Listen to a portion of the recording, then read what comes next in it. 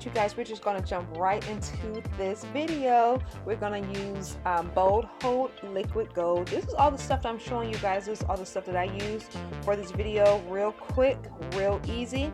So yep, so get your edge brush, use your Got To Be gel, and a wig gripper just to lay your sides down, because I don't know where my elastic band went. And yes, and another edge brush. So yep, all right.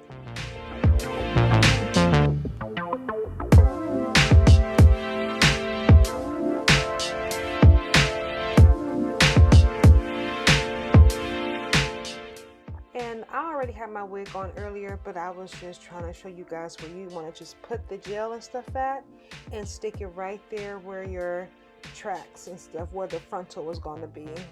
So yeah, so you know, just make sure it's leveled up, leveled the way you want to have it. Make sure it's even and you'll be okay. So I just want to let you know that, okay?